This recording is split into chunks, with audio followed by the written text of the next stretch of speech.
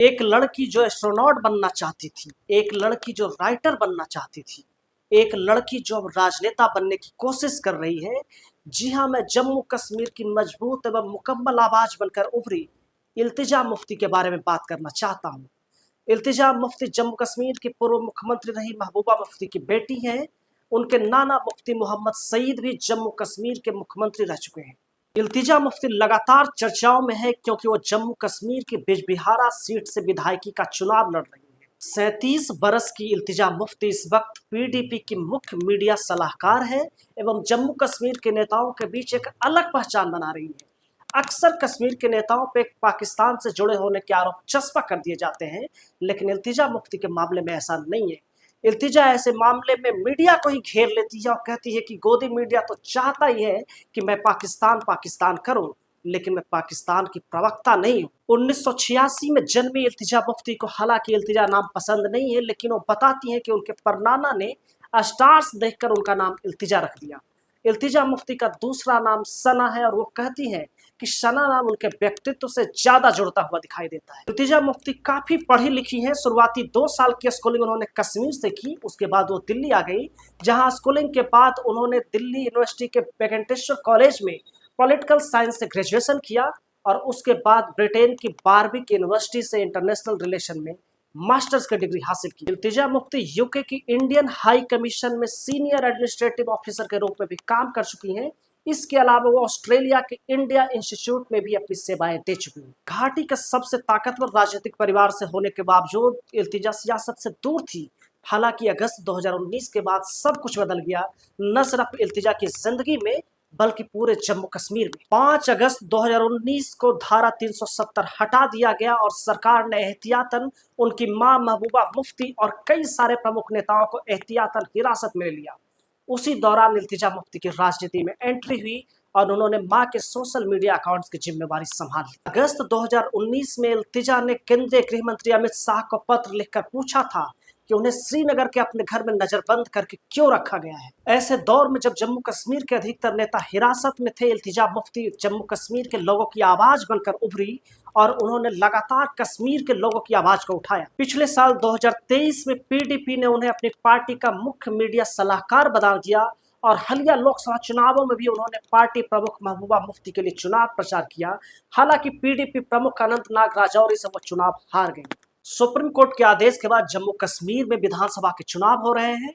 इल्तिजा मुफ्ती जम्मू कश्मीर की बिजबिहारा सीट से पीडीपी के उम्मीदवार है। उन्हें इस बार न सिर्फ अपनी सीट पर जीतने की चुनौती है, बल्कि राज्य की सभी सीटों पे पीडीपी के उम्मीदवारों को जीत दिलाना है। बता दें कि इस बार पीडीपी ने किसी के साथ गठबंधन नहीं किया है। ऐसे में इल्तिजा मुफ्ती के ऊपर अपनी पुरानी विरासत को आगे ले जाने की जिम्मेवारी है। उनकी मां महबूबा मुफ्ती भी इस बार इलेक्शन नहीं लड़ रही है, इसलिए राज्य की सभी सीटों पर पीडीपी उम्मीदवारों को एक बड़ी जीत दिलाने की जिम्मेवारी और चुनौती इल्तिजा मुफ्ती के कंधों पे है। इल्तिजा इस वक्त पीडीपी के मुख्य मीडिया सलाहकार है और पार्टी का मुख्य चेहरा है। पिछली बार 2014 में हुए विधानसभा चुनावों में पीडीपी राज्य की सबसे बड़ी पार्टी बनकर उभरी थी और उन्होंने जम्मू कश्मीर की 87 विधानसभा सीटों में से 28 सीटें जीती थी। बीजेपी को 25 सीटें मिली थी, जबकि नेशनल कॉन्फ्रेंस को 15 व कांग्रेस को 12 सीटें मिली थी। इसके बाद बीजेपी ने पीडीपी के साथ गठबंधन किया और मुफ्ती मोहम्मद सईद जम्मू कश्मीर के मुख्यमंत्री बनाए गए। 2016 में मुफ्ती मोहम्मद सईद के निधन के बाद फिर से वहां 4 महीने के लिए राष्ट्रपति शासन लग गया और उसके बाद फिर से बीजेपी और पीडीपी का गठबंधन हुआ और उनकी बेटी महबूबा मुफ्ती उस राज्य की मुख्यमंत्री के रूप में शपथ ली। 19 जून 2018 तक महबूबा उस राज्य की मुख्यमंत्री रही, लेकिन उसके बाद बीजेपी ने गठबंधन तोड़ दिया और तब से लेकर अब तक राष्ट्रपति शासन जम्मू कश्मीर में लगा हुआ है। इल्तिजा मुफ्ती जिस बिजबिहारा की सीट से चुनाव लड़ रही हैं, उसी सीट से महबूबा मुफ्ती ने अपनी चुनावी राजनीति की शुरुआत की थी और वहां से जीत हासिल की थी।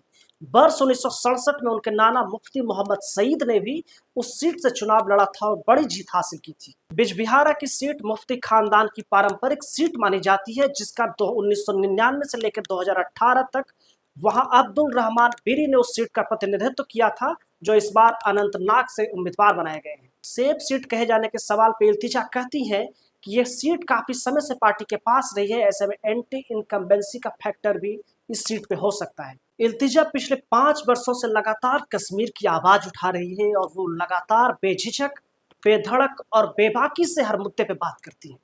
राहुल गांधी और नरेंद्र मोदी के ऊपर पूछे गए एक सवाल के जवाब में इल्तिजा कहती है कि राहुल गांधी से जब वो भारत जोड़ो यात्रा के दौरान मिली तो वो उन्हें बहुत ही जेन्युइन पर्सन लगे, वो बहुत ही डिसेंट पर्सन है और भारत के नेक्स्ट प्राइम मिनिस्टर है। नरेंद्र मोदी के सवाल पर वो कहती है कि नरेंद्र मोदी को जनता ने बहुत ही अच्छा जनादेश दिया, लेकिन उन्होंने जो किया है वो अच्छा नहीं किया है। एक इंटरव्यू में जवाब देते हुए इल्तिजा ने यह कहा कि उन्हें विरासत में अपनी माँ से सिर्फ रंग रूप ही नहीं मिला है, बल्कि उनका जिद्दीपन भी मिला है। मैं रणनीति बनाती हूँ जबकि वो भावुक है, समय के साथ लोग इसे जरूर समझेंगे। वो कहती है कि मेरी राजनीतिक कार्यशैली मेरी माँ और मेरे नाना के कार्यों का मिश्रण है। मैं मुफ्ती मोहम्मद सईद और महबूबा मुफ्ती की रणनीतियों के मिश्रण से अपनी राजनीति चलाना चाहती हूँ। जम्मू कश्मीर की राजनीति पे पूछे जाने पे उन्होंने कहा कि वो इस तालाब की छोटी सी मछली है, उन्हें अभी बहुत लंबा रास्ता तय करना है। वो मानती है कि कश्मीर में सभी प्रतिष्ठाओं का कब्रिस्तान है, यहाँ जब एक नेता दफनाया जाता है तो उसके साथ उसकी प्रतिष्ठा भी दफन करती जाती है। मेरे लिए कश्मीर में राजनीति अंगारों पे चलने जैसा है। वो बताती हैं कि किसी भी चुनाव में कश्मीर के मुद्दे हल नहीं हुए, वरना जिन सवालों पे कभी मेरी माँ महबूबा मुफ्ती बात किया करती थी वही सवाल आज मुझसे नहीं पूछे जाते। कश्मीर के लोगों से अनुरोध करते हुए इल्तिजा कहती है कि वो लोग मुझे और मेरी नीतियों को समझें, मेरी नीतियों का सम्मान करें। मैं कश्मीर के विकास के लिए, वहाँ के युवाओं के रोजगार के लिए और उनके कौशल विकास के लिए प्रतिबद्ध हूँ।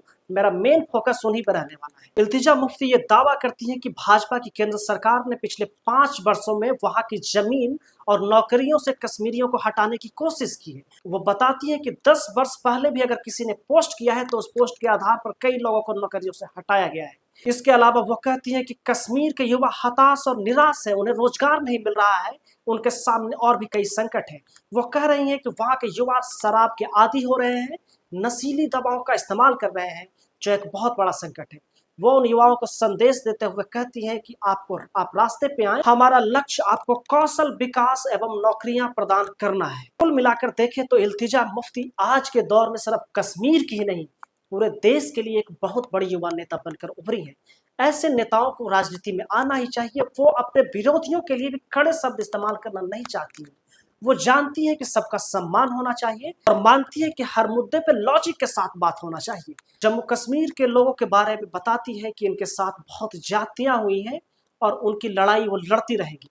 वो मुख्यमंत्री नहीं बनना चाहती है। उन्होंने कहा कि वो इस बार एमएलए बनना चाहती है, और एमएलए ही नहीं, वो यहाँ की बहन बेटी और उनके लिए लड़ाई लड़ना चाहती है, उनके हक और हुकूक की बात करना चाहती है। इल्तिजा मुफ्ती ने जम्मू कश्मीर के उस दौर को याद करते हुए एक और बात बताई जब पूरे कश्मीर से इंटरनेट काट दिया गया था। वो बता रही थी उनके घर का ब्रॉडबैंड चल रहा था और इस कारण वो वहाँ के लोकल पत्रकारों के साथ वॉइस मेल कर रही थी, वॉइस चैट कर पा रही थी। वो इस पर यह भी करती है कि हमारी इंटेलिजेंस कितनी कमजोर है कि वो नहीं पता लगा पाई कि मेरे घर का इंटरनेट चल रहा है। कुल मिलाकर देखें तो इल्तिजा इस वक्त कश्मीर की नई राजनीति के लिए एक नए चेहरे के रूप में उभरी है, जिसके सामने बहुत सारी चुनौतियां हैं। उनके सामने ये राह आसान नहीं है। वो खुद भी कहती हैं कि इस राज्य का मुख्यमंत्री बनना कांटों भरे ताज को पहनना है। वो उम्मीद करती हैं कि इस बार के चुनावों के बाद वो किंग मेकर बनकर उभरेंगे। बाकी देखते हैं इन चुनावों में क्या होता है। इस बार जहां से वो चुनाव लड़ रही हैं वहां वोटिंग हो चुकी है, उनकी किस्मत का फैसला ईवीएम में बंद हो चुका है। 8 अक्टूबर को होने वाली मतगणना में ही मालूम चलेगा कि जम्मू कश्मीर किसे चुनता है और पीडीपी की इस उभरती हुई नेता को अपना कितना प्यार और आशीर्वाद देता है। इल्तिजा मुफ्ती नए दौर के उन नेताओं में शामिल हैं जो गोदी मीडिया को रोस्ट करने से भी नहीं चूकती हैं। उन्होंने राहुल कमल को एक शो में रोस्ट करते हुए कह दिया कि क्या आपको पता है राहुल कि आपने मुसलमानों के खिलाफ कितनी नफरत फैलाई है। आपके कारण सोशल इकोनॉमिकली इस देश में मुसलमानों के साथ पक्षपात हुआ है, क्योंकि मीडिया ने उनके खिलाफ खबरें चलाई और उसका असर हुआ। ये एक अच्छी बात है कि इल्तिजा मुफ्ती उन नेताओं में शामिल हैं जो जमीन से जुड़े मुद्दे को समझती हैं और उसके ऊपर वो हर जगह बात कर लेती हैं। बाकी देखते हैं ये चुनाव, ये कश्मीर उन्हें अपने नेता के रूप में स्वीकार करता है या नहीं करता है। यह आने वाले रिजल्ट में ही पता चल पाएगा। हम उनके अच्छे राजनीतिक भविष्य की कामना करते हैं। बाकी आप इल्तिजा मुफ्ती पे क्या सोचते हैं कमेंट करके जरूर बताइएगा कि क्या एक युवा लड़की जो अभी राजनीति में आई है, क्या वो कश्मीर के लोगों के हक और हुकूक की आवाज को उठा पाएगी? क्या कश्मीर की समस्याओं को समाधान के लिए वो एक कदम बढ़ा पाएंगी? ये आने वाला वक्त ही तय करेगा। आप कमेंट करके जरूर बताइएगा आप इल्तिजा मुफ्ती को एक कैसे नेता के रूप में देखते हैं। बाकी वीडियो अगर अच्छा लगा हो तो इसे लाइक, शेयर और चैनल को सब्सक्राइब जरूर कर दीजिएगा। हम मिलेंगे आपसे अगले वीडियो में। तब तक के लिए नमस्कार।